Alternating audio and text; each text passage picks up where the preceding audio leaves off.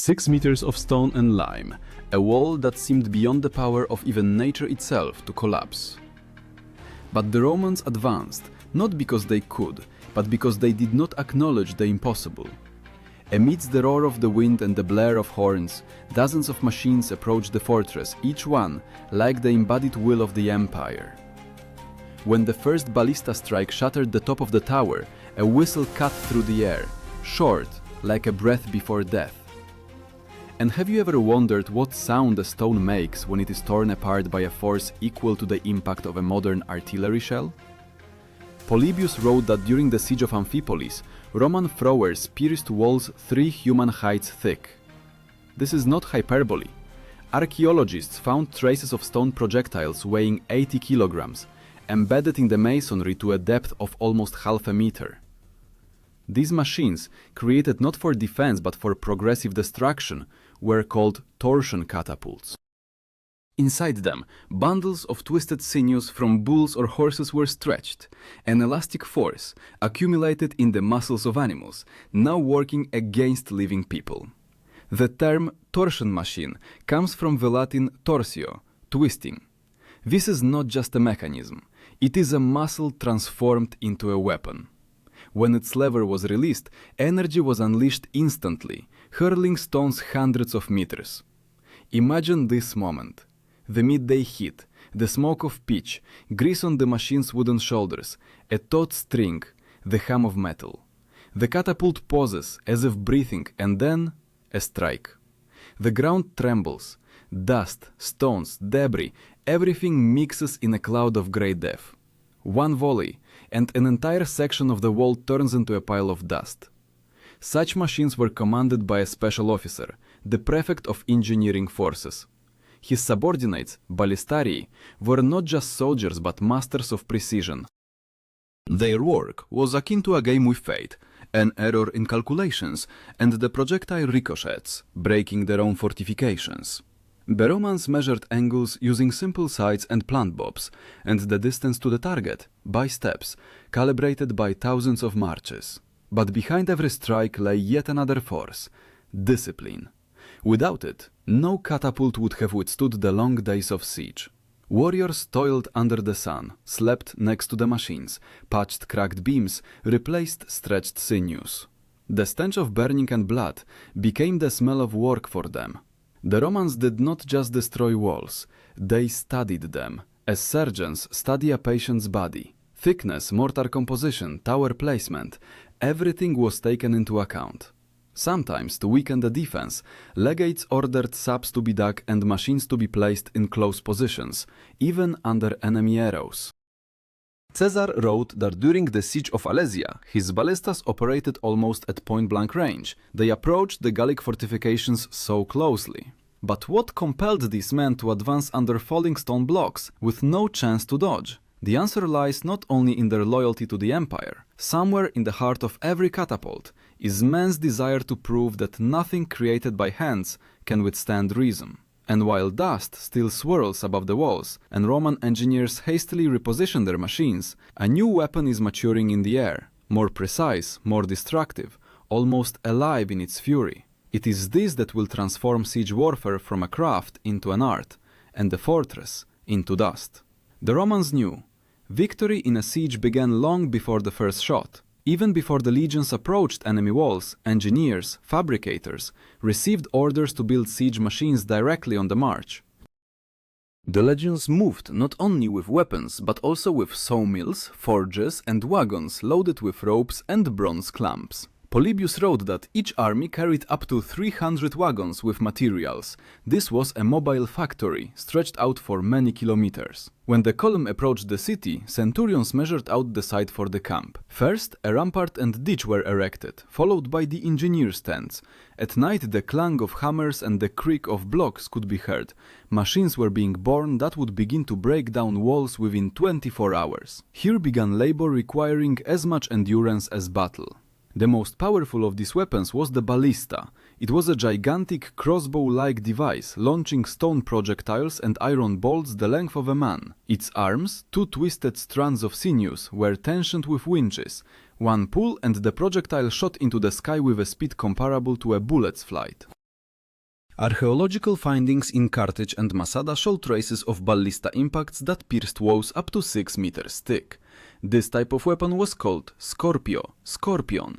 The name was accurate, the strike was swift, deadly and precise. When tensioned, the levers arched, like the tail of an insect ready to sting. Such machines were used not only for destroying fortifications, but also for pinpoint elimination of defenders on the walls. A Scorpio bolt pierced through shield, armor and body. For these mechanisms to operate in concert, legates created entire batteries. Each consisted of 10 to 15 machines arranged in a line. Commanders gave signals with flags to synchronize volleys. The hum was like continuous thunder, and the walls began to tremble not only from the impacts but also from the fear of those who stood behind them. But all this required time and precision. One extra turn on a twisted sinew and the ballista lost power. One break in a beam, and the entire crew perished from the machine's explosion. Caesar mentioned in his writings how, near Alesia, an entire team died when a torsion spring snapped under load. This was a weapon demanding respect and obedience. Roman engineers, architects of war, checked every detail. Ropes were soaked in vinegar and grease so they wouldn't dry out under the sun. Wood was boiled in oil. Metal elements were tempered on site, using portable forges. Sometimes even captives were forced to work at the anvils, not out of mercy, but so that the hands of enemies would build their own end. Surprisingly, there was also a cold calculation in this. Such machines were expensive. Historians believe that one ballista cost the treasury an amount equivalent to a legion's annual pay. They were preserved, transported disassembled, and after a siege, repaired and reused. The empire could not afford to lose technologies, only to multiply them. But machines were only part of the picture. The true strength of Rome lay in how precisely these machines fit into the army's rhythm. When ballistas struck, infantry moved under their cover. When arrows broke through the breach, archers responded with a volley.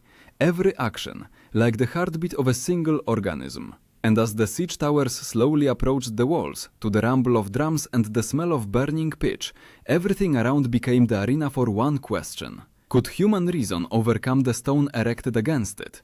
The Romans already knew the answer, but they had to prove it on a field where every mistake was paid for with blood. The first day of a siege always began with silence. Before dawn, the smell of tar and raw wood hung over the camp. Legionaries in leather armor tightened ropes, greased screws, checked stops. When the sun touched the horizon, trumpets heralded the beginning, and the silence broke. A dense hum of machines rolled across the plain, as if the earth itself began to speak the language of war. Historians wrote that during the siege of Numantia in 133 BC, the walls trembled under dozens of throwing machines. First, ballistas struck, followed by catapults. Unlike their torsion counterparts, the catapult launched not stones but clay vessels with burning mixtures or heavy, bronze-fledged arrows. The term catapult itself came from the Greek kata, against, and palein, to hurl, a machine created to hurl death into the face of the enemy. One of the legionaries, according to Appian, compared the sound to a thunderstorm. When the catapults fire, thunder answers them from inside the walls. Each hit was accompanied by a shower of debris and the cries of the defenders. The wind carried the smell of burnt pitch and lime. Stone blocks, once smooth and even, now cracked like dry skin. The Romans employed a tactic of continuous pressure. Strikes came every few minutes, changing direction so the enemy could not reinforce weak points. Catapults were positioned at an angle, firing in an arc. Projectiles fell behind the walls, destroying courtyards and inner fortifications. Each shot like a hammer blow to the enemy's nerves. The commander of the siege line, Legate Marcus Claudius Marcellus, according to Livy, observed the firing from a hill. His task, to coordinate the machines, like a conductor with an orchestra. When smoke enveloped the field, he gave the signal to advance the towers. These wooden behemoths, clad in hides and wet felts, slowly moved forward. Inside, soldiers climbed ladders carrying shields and torches.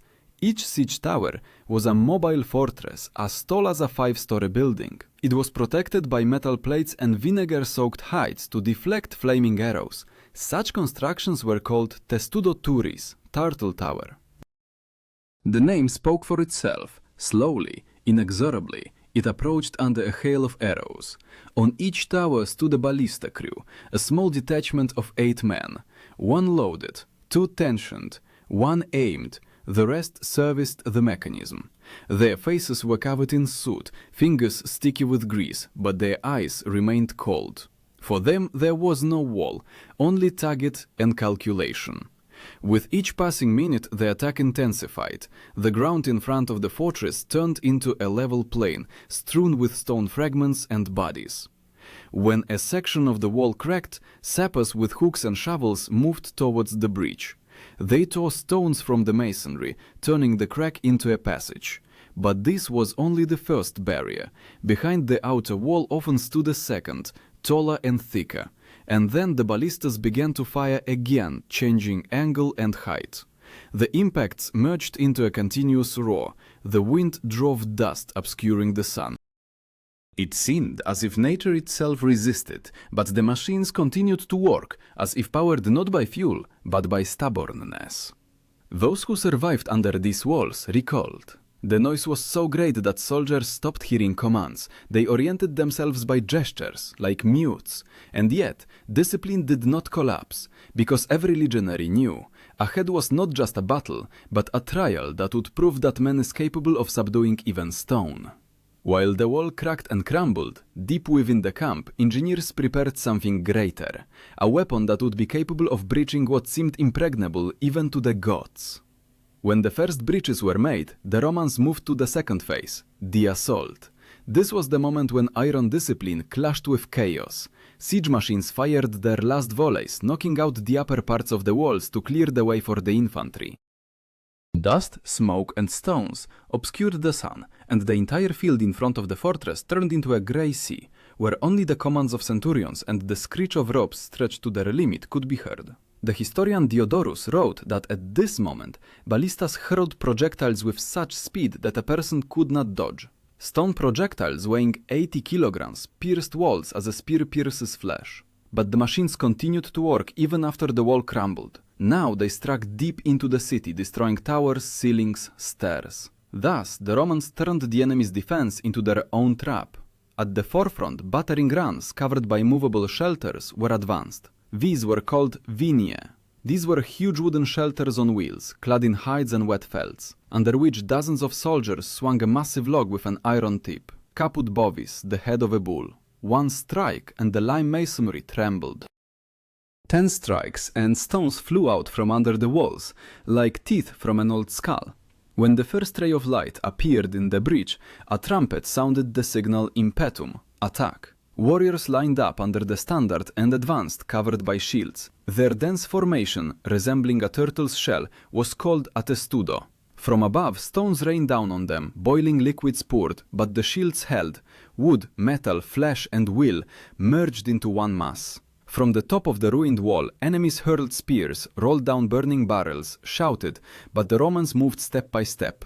Each blow of the ram brought closer the moment when the wall would collapse. And then it shuddered, as if exhaling, and collapsed to the roar of thousands of voices. Tacitus wrote that in such moments a man forgot fear. The assault turned into a ritual, a step, a breath, a strike. Everything else vanished. Even death nearby did not frighten, because everyone knew. Behind him was the empire, ahead, eternity. When the bridge was finally taken, the siege towers began to move. Their wheels bogged down in debris, but internal winches raised bridges connecting the towers to the walls. The legions climbed up, and the battle transitioned into close combat. Stones, crossbow bolts and fire now lost their significance. The strength of hands took over. But even here, technology did not retreat. Small scorpions were installed on the towers, light throwing machines firing bolts at the attackers. This was a prototype of sniper weaponry. A shot and a defender falls from the wall. Commanders used such machines to clear areas before their men advanced. While the battle raged, engineers continued to work in the rear. They repaired damaged machines right on site under the cover of leather shields. Sometimes from the wreckage of one ballista, 2 were created, smaller but still deadly. This was the philosophy of the Roman army: throw nothing away, turn everything into a tool.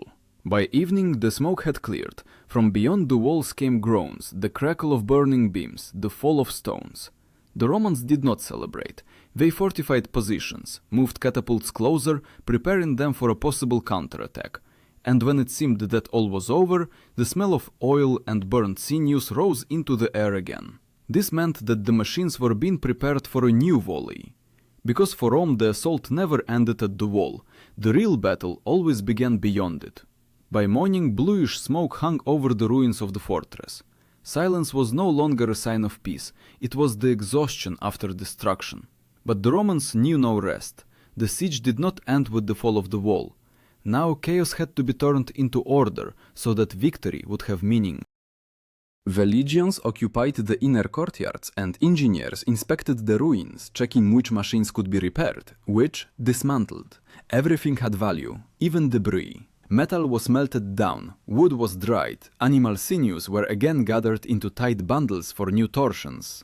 Polybius wrote that after every victory, the Romans conducted an inventory of their machines. For them, war was not only battle, but also production. One prefect noted, "Every bolt is a coin of the empire." This revealed the essence of Roman thinking, rational, almost ruthless, and in this lay their strength. They did not just destroy cities, they learned from every ballista strike. Captured enemy engineers became a source of new ideas. The Romans were not shy about borrowing Greek catapults, Carthaginian towers, Egyptian battering rams. Everything was re-engineered, improved, and returned to battle. Archaeological excavations in Numantia and Jerusalem show how constructions gradually became more compact and precise. Machines, once capable of throwing only stones, now hurled fire.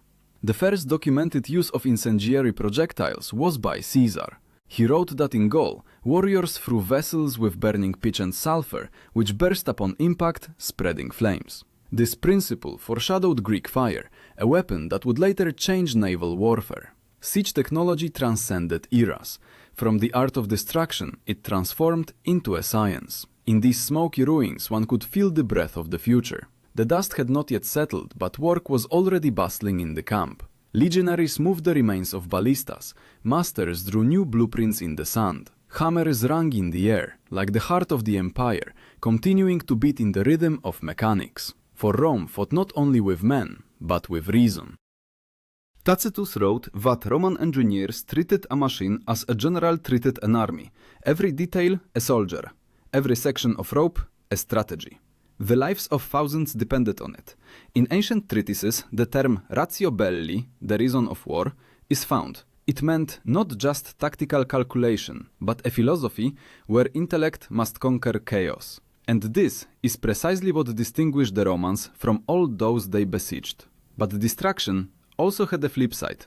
When a fortress fell, its inhabitants, exhausted and covered in ash, emerged with raised hands. The Romans rarely left walls standing. They destroyed them to their foundations so that no one could rise against the empire again. Fire crept across wooden roofs, statues of gods fell, and the dust raised by the siege mingled with the smoke of temples. Thus, silence was born. Not peace, but emptiness. However, in this gloom, a new era of engineering genius was also maturing. The same principles that broke walls later built aqueducts, bridges, and arches. Torsion force, once used to hurl stones, came to be used in construction winches. The Roman siege machine was the progenitor not only of artillery, but of all modern mechanics.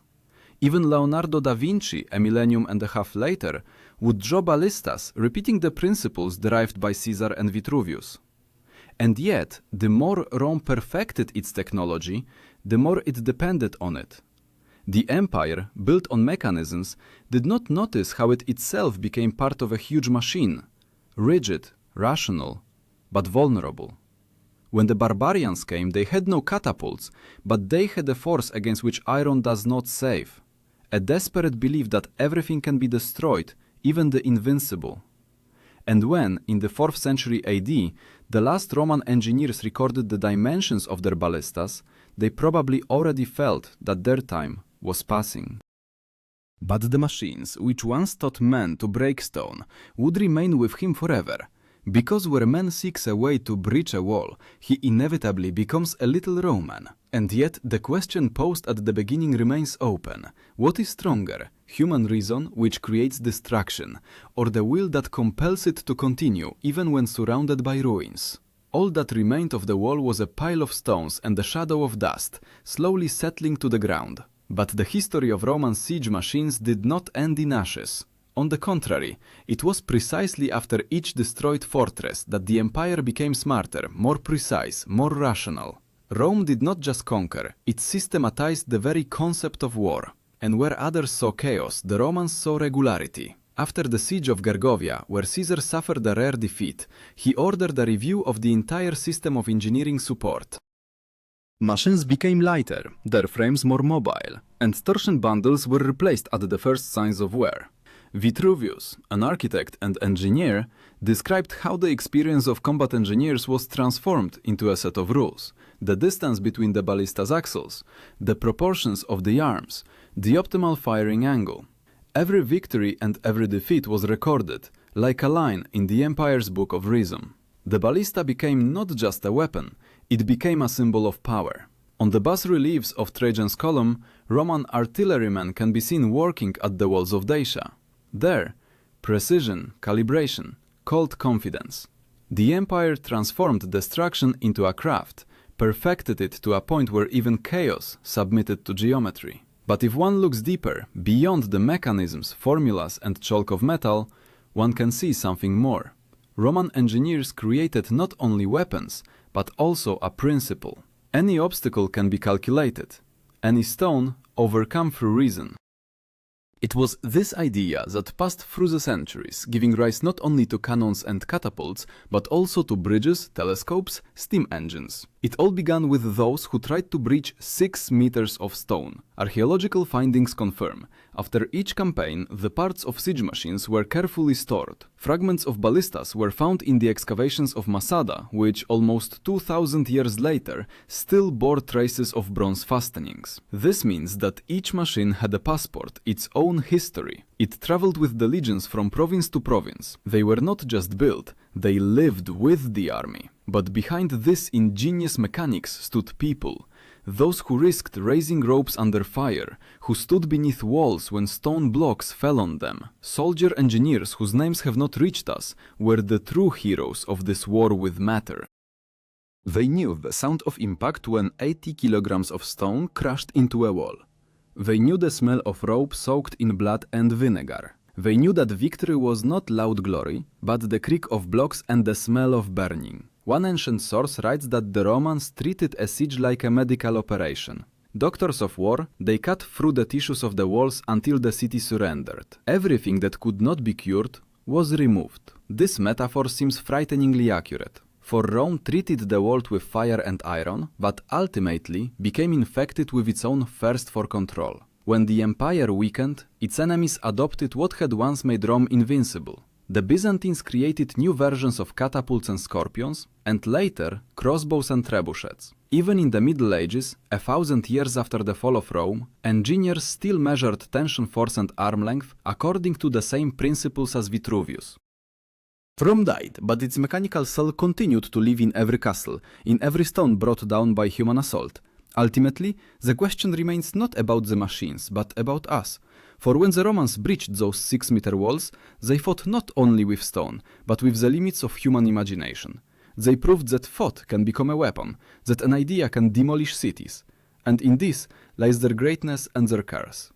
Tacitus wrote, "Everything that man creates will one day turn against him." In these words, the fate of the empire. The machines that created Rome became a symbol of its pride.